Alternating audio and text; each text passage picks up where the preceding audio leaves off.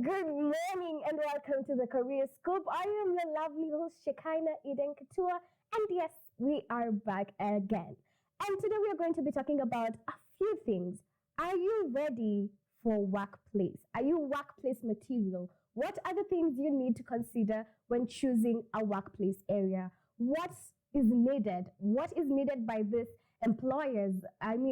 What do you need? So today we are going to be discussing this topic with a very special guest with me on set. Karibu sana. Karibu, asante. Yeah, so if you don't mind, tell our viewers your name, just introduce yourself. My name is Ian Nundi. I am a fourth-year law student at D-Star. And yeah. So Nundi, karibu sana. Karibu tena na tena. So today we are going to be discussing about are school leavers workplace ready? Yeah. That's the question. That's the main topic. And first time hearing this question, what really comes to your mind after hearing, are you workplace ready? The first thing that comes to my mind is if I am able to adapt to an office setting, the people there, the office politics that comes with that. And if I actually have the experience to be able to fit in and advance myself and the organization I'm a part of. Yeah, and do you work yourself? No, I don't. You don't work, but you've been in that kind of situation in an area that you have to work with people, you have to work with elderly people that are overseeing you and things like that? Yes, I have. And how was the experience for you? The experience is there's no particular one-fit-all kind of thing. But one thing that is really important is for you to understand different people based on the generational gaps in the office. Yes. You also need to understand, as in, how we are, our personality types, how we like to work. There's some people who prefer to work maybe in the morning, others in the afternoon and all that. So it's something that there's no particular way or formula that fits in all offices. You have to adapt differently to different offices. Yeah. That's amazing. So guys, this was the topic, but we'll catch you right after the break.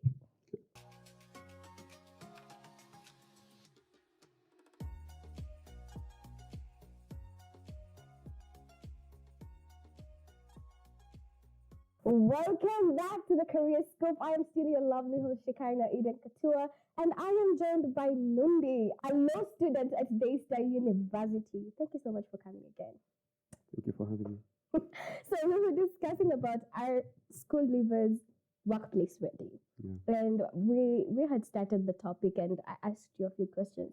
So right now I'd like to ask you, when employers are looking for people to fill in spots in a company, they tend to be very picky, and they want people who are very experienced in it as well.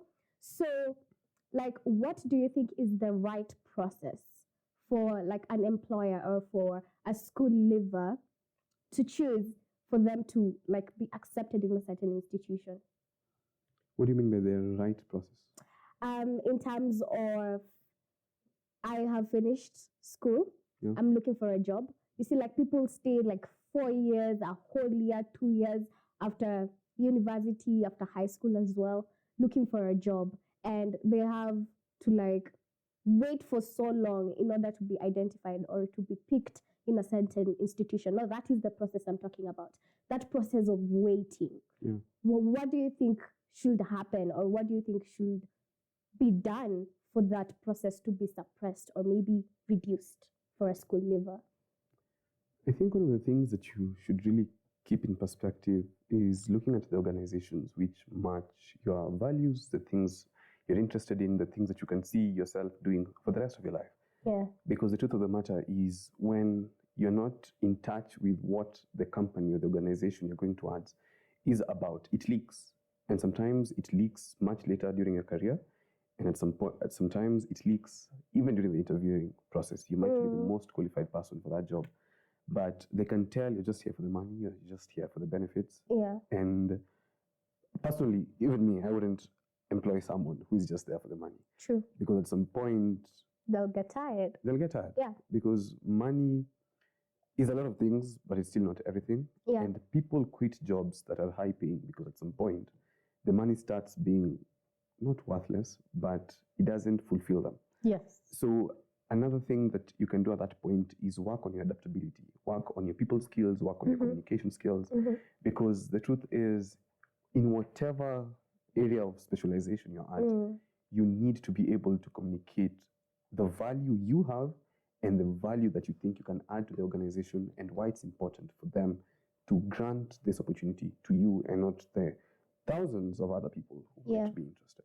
So you've talked about earning like that opportunity. Yeah. And how do you feel like the school leavers, or how can you advise a school leaver to earn? How do you think they should earn that opportunity? What aspects are they supposed to show for them to earn it? Again, as I've said, yes, you should work on yourself.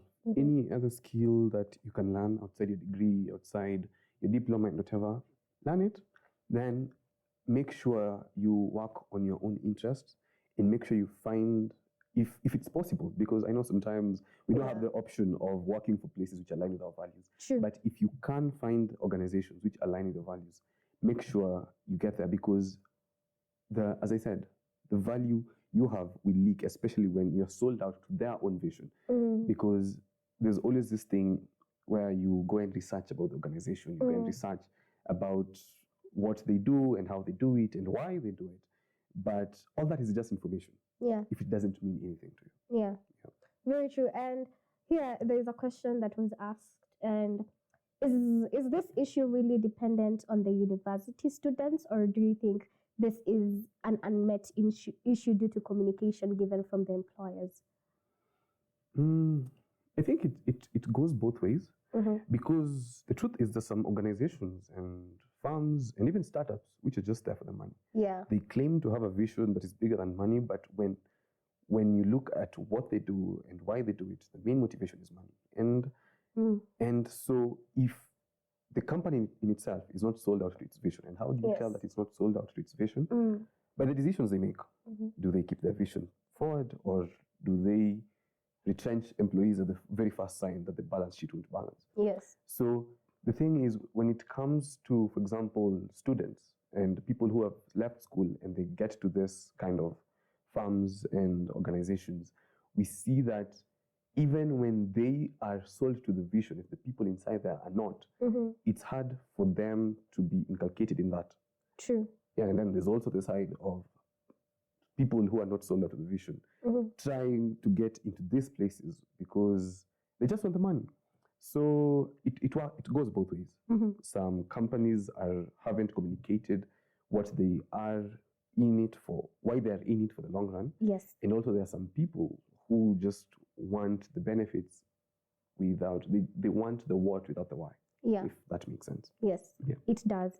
And also, how do you think this certain situation can be solved in an institution or maybe for a school leaver? How do you think that whole situation needs to be reformed? In terms of, I think it goes back on working on yourself, finding out the things you're interested in, finding out the things that you die for, so that you know how to live for them. Because I always ask myself and other people, like, if money and benefits are out of the equation, and all the dreams, the Jay-Z and houses with wing A and wing B dreams, if you remove all that, would you still work in this place? Would you still want to be around these people? Once the answer to that question is no, then you know you're not somewhere that you'd want to be for the long run. Yeah. Very true. And speaking about school leavers, there's so many people out there that already have jobs. They don't have certificates. Maybe they started their own company. They're now big people. So in your own perspective, do you think a certificate is really important? It is. I still think it is important, because when you look at, because I have friends who got jobs without certificates, who got jobs who are less qualified than me, but they're working. But you see, the problem with that is when it comes to employee advancement, there's only so far you can go without certificates. There's only so far you can go without papers. Yeah. Unless you're in your own business and you're running your own things. But as long as you're still employed, the lack of certificates, the lack of papers actually limits you.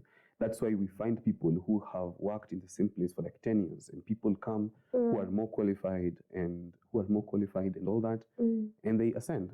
because I genuinely believe that the last people who were promoted based on experience and experience only were the baby boomers, the people who are now almost retiring. But as for us, we need the papers. That is why if you can get a job without them, well and good, but make sure you go back to school. If you can, if it is possible, make sure you go back to school. And how do you think somebody should prepare themselves before going to a workplace in order to handle like the whole teamwork thing and the whole working with people? How do you think somebody should prepare themselves before that? I think one thing that really helps is there's the whole old adage that says, seek to understand that before you seek to be understood. Understand that people are different, people are raised differently, people have different values, people want different things from the same project that you two are doing. Sure. So when you understand that, you're able to see things from their perspective. And when you see things from their perspective, you understand the decisions that they make as well as the motivations for those decisions. So when you understand that, you're able to work with them better and also communicate what is important to you and why you want to do a certain thing in a certain way. So that whole understanding people, it helps you to adapt to working with different people, because even myself, I try my best to learn how to adapt, to learn to work with people my age, people slightly older than me, people extremely older than me, and people extremely younger than me. Yes. Because all these generations need different things for them to be satisfied when you're working together. And being sharp and alert to these things, and not just knowing them, but actually doing something to better yourself in a bid to be able to work with people, because no one is like you. Very true. And the moment you understand that no one is like you, you will always try to meet at a center place. And I think that helps with keeping the peace and the harmony and the team spirit. And at some point, that is one of the main reasons why people get influence in a workplace. You might find someone is a junior employee, but they have influence above their pay grade. Why? Because they've adapted to learning people and using this information in a way that is not manipulation, but in a way that enables them to relate to everyone and consequently being able to work with everyone. Okay. And do you think leadership skills are also very mandatory when going to a workplace? Yeah. In what terms? Simon Sinek, or is it Simon Sinek? The VC actually likes that guy a lot. He says leadership is like parenting. It's everyone can do it. It doesn't mean everyone should do it. But the point is, everyone can do it, and everyone can learn to be a leader. Why is leadership important? Because at some point, there are some things you'll need to run point on. You might be working on a project. Then 2 months later, your boss is no longer there, and he or she tells you, Shekina, take care of this. At that point, your leadership instincts need to kick in, because you can't just be running at the background of everything. And the truth is, you see, how leadership works is leaders share all the credit, but they take all the blame. But the truth of how things work is leaders take all the credit, but they disperse the blame.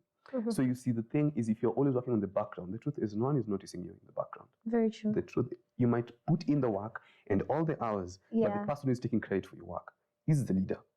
And I'm not saying that is a bad thing, because we all need to do our time. But at some point, for you to be able to advance, you need to be a leader, and be a leader more than you are a manager. Because a manager is someone who pushes things to get done. And people don't connect to managers, people connect to leaders.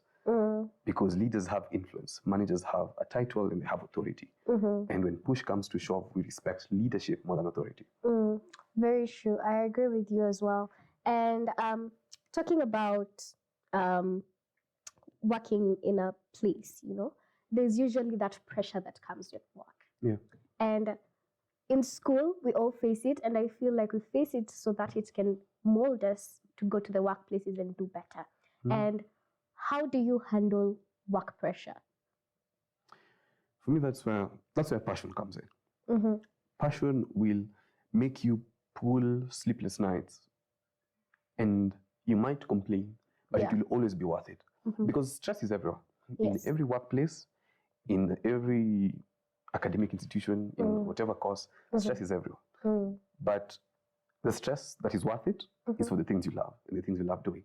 That is why people will go through hell in areas where they're not paid that much because they're sold to the vision and they're passionate about it. Yeah. So going back to the question, how I handle stress is I don't know whether this is toxic or not, but one thing that let's find out. Yeah, let's find out. One thing that I know is I always know, like for me, this past month, July, I was trying to get to the end of July. Yeah. And when I got to it, I rested very intentionally. So the thing is knowing when to rest. Yeah. Knowing when, even if you're not tired. Yeah.